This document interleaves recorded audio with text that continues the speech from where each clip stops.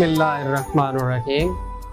नाजरीन, अर्द पाकिस्तान चैनल की तरफ से ईद मुबारक। हम आपको और अपने मुअज़्ज़ज़ मेहमानों को अपने आज के प्रोग्राम में खुश आमदीद कहते हैं। लाखों करोड़ों दरूद व सलाम उस ज़ात बाबरकत पर जो वजह वजूद कायनात है। ये वाली ईद बड़े अजीब रंग लिए हुए है। इस ईद में जहाँ खुशियाँ हैं वहाँ पर कोई मसाइल भी हैं। जहाँ आपको ईद का चाव है वहीं आपको अपने अजीज़ों से रिश्तेदारों से घुल मिल के जाके मिलने जुलने का रंज भी है कि हम उस तरह से मिल नहीं पा रहे। गमों को दिल से भुलाओ कि ईद का दिन है, खुशी से बज़म सजाओ कि ईद का दिन है। हुजूर उसके करो अब सलामती की दुआ, हुजूर उसके करो अब सलामती की दुआ। सरे नमाज झुकाओ कि ईद का दिन है। सब ही मुराद हो पूरी हर एक सवाली की, सब ही मुराद हो पूरी हर एक सवाली की। दुआ को हाथ उठाओ कि ईद का दिन है। मेरे आज के जो मेहमान हैं उनका तारफ़ कराता चलूँ। मेरे फर्स्ट हैंड पे हमारे बहुत ही मोहतरम सियासी समाजी शख्सियत जनाब अब्दुल क़य्यूम भट्टी साहब हमारे साथ तशरीफ़ फरमा हैं। 1981 से लेके अब तक सियासत और ख़िदमत समाज का बीड़ा उठाए हुए हैं और दामे दरमे सुखने दिन रात अपने इलाके के लोगों की खिदमत में मसरूफ़ अमल हैं। ये इनकी अमली सियासत का आगाज़ काउंसलर से हुआ और काउंसलर से होते होते फिर ये नायब नाज़म और नाज़म टाउन कमेटी खारियाँ के मुख्तलिफ़ जो ओहदे हैं उन पे काम करते हुए आज हमारे दरमियान मौजूद हैं। हमारे दूसरे मेहमान आप उनकी यूनिफॉर्म से ही अंदाज़ा लगा चुके होंगे। 1122 रेस्क्यूअर हैं Jamshed Naseem, safety officer in-charge 1122 Kharian. Community के हवाले से 20,000 के लगभग ये कम्युनिटी ट्रेनिंग करवा के मुख्तलिफ़ रज़ाकार जो हैं उनको तैयार कर चुके हैं। सैलमगीर और खारियाँ के मुख्तलिफ़ कॉलेजेस और स्कूल्स में ये ट्रेनिंग करवा चुके हुए हैं और दोनों जेंडर्स में लड़कियां भी इनकी रज़ाकार और ट्रेंड शुदा हैं और लड़के भी इनके रज़ाकार और ट्रेंड शुदा हैं।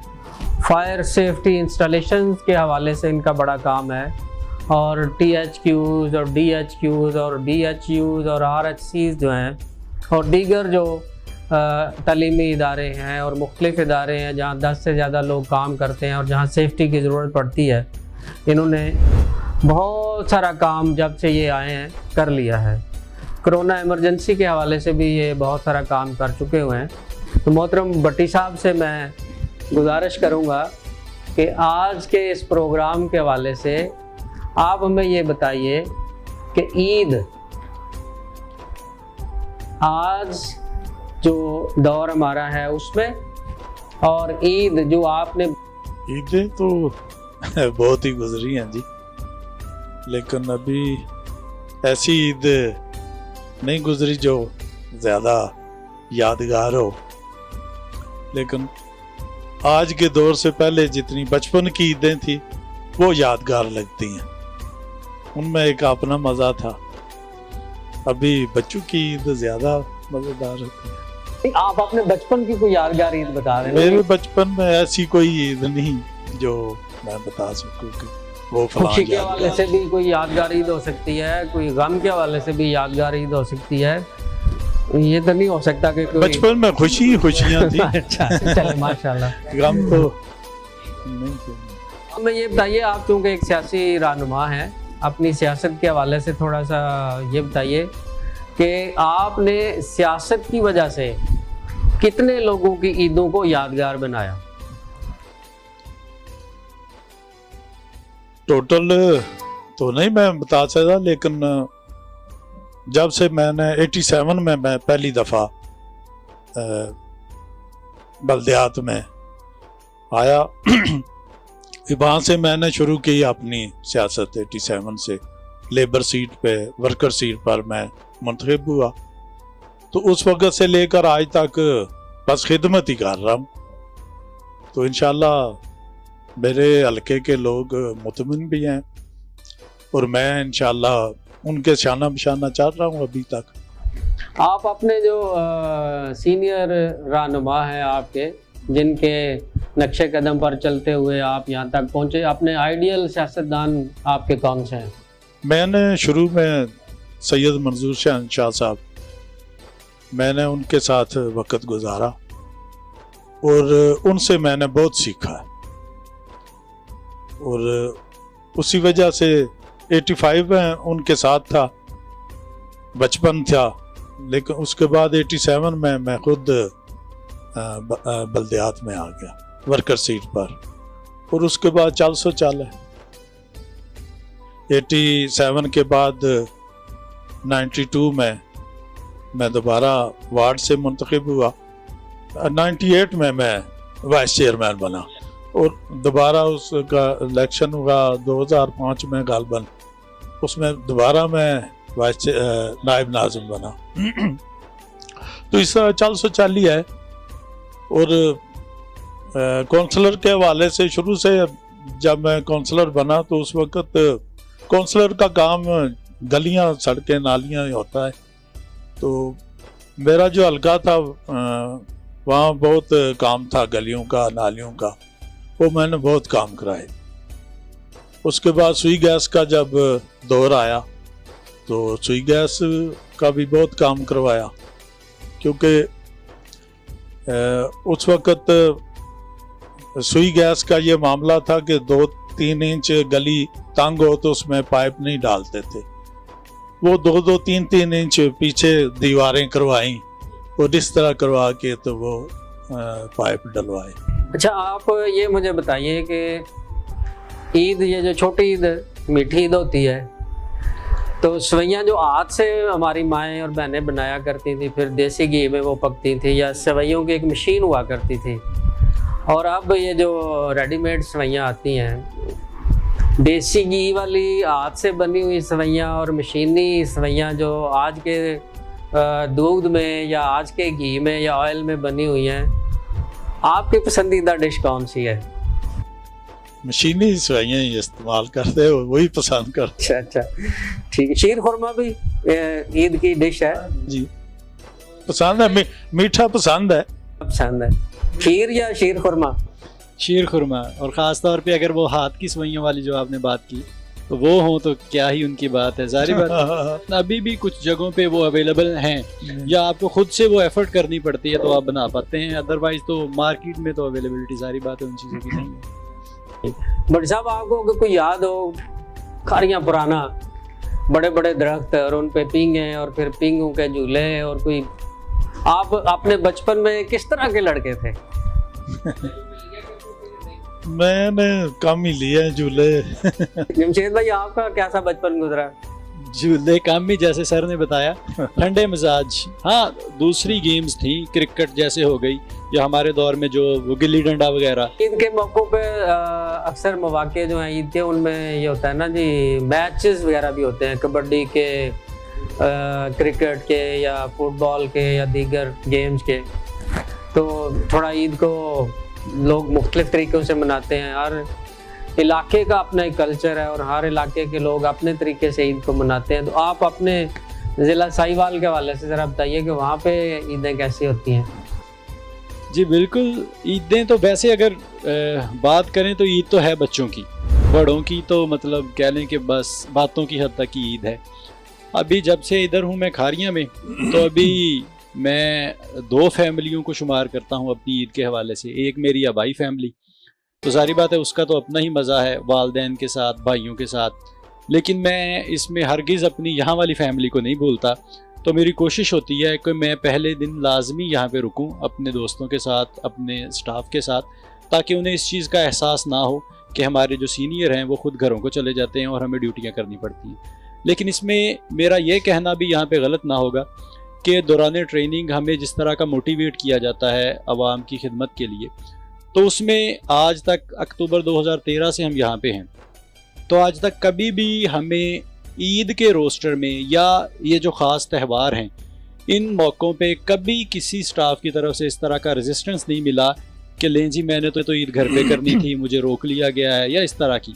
हाँ, इसमें एक चीज़ हम ज़रूर करते हैं, वो लोग जो डिस्ट्रिक्ट से बाहर के हैं, आउट ऑफ डिस्ट्रिक्ट के हैं, उनका हम ख़ास ख्याल रखते हैं कि वो इस त्यौहार में या इन मौक़ों पे ख़ास तौर पे अपने घरों को लाजमी जा सकें। ईद या कोई त्यौहार जब होता है तो आप अपने ऑफिस में स्पेशल खाना, जैसे फौज में बड़ा खाना होता है। जी जी बिल्कुल, चूँकि बाहर वाले होटल्स या इस तरह की चीज़ें तो अवेलेबल नहीं होती, वैसे भी हमारे लड़के यूज़ टू हो जाते हैं इमरजेंसी सिचुएशंस की। मोस्टली हमें कोई भी इमरजेंसी सिचुएशन होती है तो 24 आवर लड़कों को रुकना पड़ जाता है स्टेशन पे। तो बहुत सारे लड़के ट्रेंड होते हैं कुकिंग के हवाले से, तो ख़ास एहतमाम किया होता है उन्होंने भी। मीठा भी लाजमी बना लेते हैं, सारे के सारे लोग, मोस्टली लोग बना लेते हैं, कुकिंग खुद से करते हैं, साथ साथ ड्यूटी भी चल रही हो। जी बिल्कुल, साथ साथ ड्यूटी भी, इमरजेंसीज भी डील हो रही हो। बिल्कुल, खाने के दौरान अचानक इमरजेंसी आ गई और फिर कुछ साथियों को उठ के भागना पड़ता है कि इमरजेंसी आ गई है, क्योंकि हम लोग समझते हैं कि अगर हम बाहिफाजत लोगों को उनके घरों तक पहुंचा दें, किसी के साथ कोई मसला हो गया है, किसी के साथ घर पे बैठे कोई प्रॉब्लम हो गई है, क्योंकि रिसोर्सेज कम अवेलेबल हैं इन दिनों में। मार्केट के हवाले से अगर हम बात करते हैं, प्राइवेट गाड़ियों की अगर हम बात करते हैं, तो किसी भी दुख में मुब्तला बंदे को एक जगह से उस जगह पे पहुंचा दिया जाए जहाँ पे उसके दर्द की शिद्दत में कमी आ सकती है या उसका मदावा किया जा सकता है, तो इससे बड़ी तो मेरे ख्याल में कोई बात नहीं हो सकती। तो इसी के लिए कोशिश है रेस्क्यू 1122 इन दिनों में भी और आम रूटीन में भी, ताकि हर किसी को बहफाजत उनके घर तक पहुँचाया जा सके। डी साहब जी, पहले ईद मिलन पार्टियाँ हुआ करती थी, इस दफ़ा पता नहीं ईद मिलन पार्टी हो पाएगी या नहीं। कोई ईद मिलन पार्टी जो आपको याद हो कि वो बड़ी यादगार पार्टी थी, ज़रा कोई बताएं ऐसी पार्टी जो ईद के हवाले से याद हो आपको। जब 85 में सैयद मंजूर शहनशाह साहब MNA पहली दफ़ा बने, आज़ाद इलेक्शन था, उस वक्त पार्टी इलेक्शन नहीं था, तो उनके एजाज़ में मैंने पार्टी दी थी, वो यादगार पार्टी थी। जो उसकी कोई आपको ये याद होगा कि उसमें ख़ास डिश कौन सी थी जो आपने एहतमाम करके तैयार करवाई हो कि खाना तो हो गई, ये लाजमी तैयार करें जी, ये ज़रूर होना चाहिए। डिशें काफ़ी थी। मैंने वो गुजरात से कुक मंगाए थे, बहुत वो मशहूर कुक थे, तो उन्होंने जो उस वक्त गाजर हलवा बनाया था वो बहुत उस वक्त पसंद किया गया था। ठीक ठीक ठीक। तो खारियाँ की जो हमारी अमली सियासत है उसमें अक्सर ये होता है कि आप इलेक्शन तो किसी और पार्टी के प्लेटफॉर्म से लड़ते हैं, फिर आप जब इलेक्ट हो जाते हैं, फिर हुकूमत बनाने के चेयरमैन और वाइस चेयरमैन बनने का जब मौका होता है, तो फिर कुछ काउंसलर्स या कुछ अफराद अपनी पार्टी चेंज करके दूसरी पार्टी में चले जाते हैं। तो ऐसी सूरत में मैं चूँकि एक सियासतदान नहीं हूँ, तो मेरा सवाल मेरे ज़हन में ये आ रहा है कि जो अफराद अपनी पार्टी छोड़ के और जिस पार्टी के प्लेटफॉर्म से उन्होंने वोट लिए हुए होते हैं, क्या वो अपना और अपने वोटर्स का और अपनी पार्टी का वो कोई जो एक मयार और एक डेकोरम होता है, एक तकद्दुस होता है, उसे पामाल नहीं करते? इस हवाले से आप क्या कहते हैं? सवाल वैसे तो जो ये करते हैं ऐसे वही बता सकते हैं ज़्यादा, लेकिन मैं समझता हूँ कि जिस पार्टी से आपने इलेक्शन जीता है उसी के साथ रहना चाहिए और इज्जत भी उसी में है। लेकिन कुछ मैं समझता हूँ कोई मजबूरियाँ भी होती हैं, कोई ऐसी बात होती है या कोई जिससे वो चेंज करते हैं।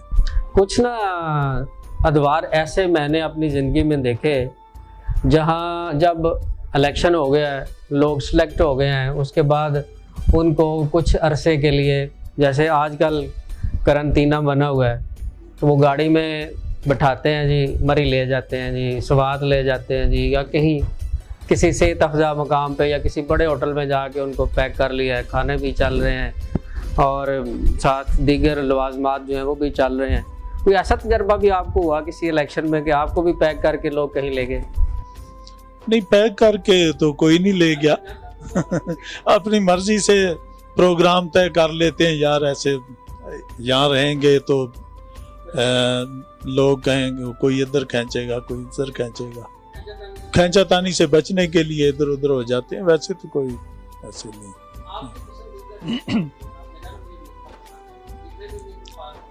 मीठा कोई भी हो बस पसंद है। मीठा बहुत सारा मीठा हो? नहीं बहुत सारा नहीं, बस थोड़ा सा। ठीक। जमशेद भाई आपका कोई स्पेसिफिक?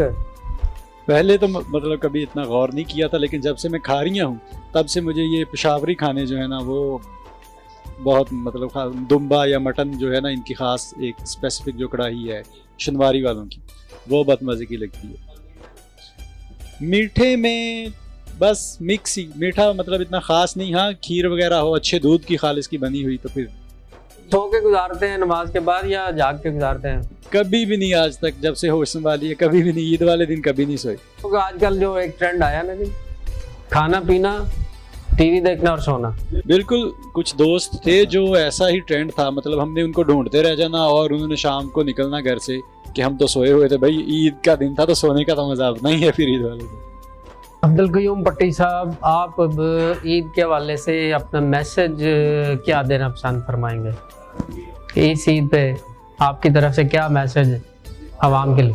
वाले से मैं सब लोगों को यही पैगाम दूंगा कि अपने साथ अपने करीब जो लोग कमज़ोर हैं उनको साथ लेकर ईद की खुशियाँ दुबाला करें। जी, रेस्क्यू 1122 का क्या मैसेज है? बिल्कुल, एक तो मैंने पहले मैसेज वो सेफ्टी के हवाले से दे दिया, दूसरा एहसास की बार बार बात हो रही है तो एहसास के हवाले से, चूँकि जो हालात अभी जो करंट सिचुएशन मुल्क की चल रही है, सर ने बिल्कुल ठीक कहा कि हमें अपने अलावा, अपने घर के अलावा अपने इर्द गिर्द नज़र दौड़ाने की ज़रूरत है, क्योंकि एक मोहल्ले में, एक सोसाइटी में रहते हुए हम बेहतर तरीके से अपने इर्द गिर्द के माहौल को जानते हैं। हमें पता है किस को किस चीज़ की ज़रूरत है, कौन इस वक्त ज़्यादा मुश्किल में है। जब हम अपने लिए या अपने बच्चों के लिए या अपने घर के लिए कोई भी चीज़ लेके जा रहे हैं तो हम उन लोगों का ख़ास तौर पे ख्याल रखें जो अभी इस सिचुएशन में वो चीज़ें अपने बच्चों को या अपने घर को नहीं दे सकते।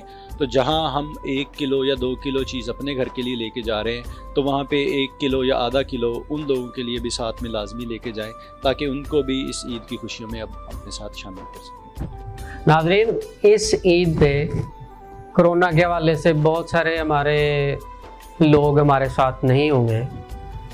सरहदों पे कशीदगी है, बहुत सारे हमारे जानबाज सिपाही जो हैं वो अपनी जानों का नजराना पेश कर रहे हैं। बलूचिस्तान में अमन व अमान की सूरत हाल ख़राब है, बहुत सारे यूनिफॉर्म पर्सन जो हैं वो अब इस दुनिया में नहीं हैं। तो ज़रा अंदाज़ा लगाइए कि जब किसी माँ का बेटा इस ईद पे उसके साथ नहीं होगा, जब किसी बेटी या बेटे का बाप इस ईद पे उसके साथ नहीं होगा, जब किसी बीवी का खावंद इस ईद पे उसके साथ नहीं होगा, तो उन लोगों की ईद कैसे गुजरेगी? उन लोगों का हालात और वाक़यात जो हैं उनको सामने रखते हुए हम उन शहीदों के लिए दुआए मग़फ़रत, हम फौत शुदगान के लिए मग़फ़रत की दुआ करते हैं, और जो लोग कोरोना से मुतासर हैं या दीगर बीमारियों में मुब्तला है उनके लिए सेहत की दुआ करते हैं, इस उम्मीद के साथ कि हम बड़ी ईद बड़े जोश खरोश और वलवले से उसी तरह मनाएंगे जैसे हम पहली ईदें मनाया करते थे। हम कोरोना से डरने की बजाय कोरोना से लड़ के उसको डील कर लेंगे, उसको शिकस्त दे पाएंगे इंशाअल्लाह। अल्लाह हम सब का हामी व नासर हो। हम सब की तरफ से आप सबको ईद मुबारक, बहुत शुक्रिया। अल्लाह हाफिज़।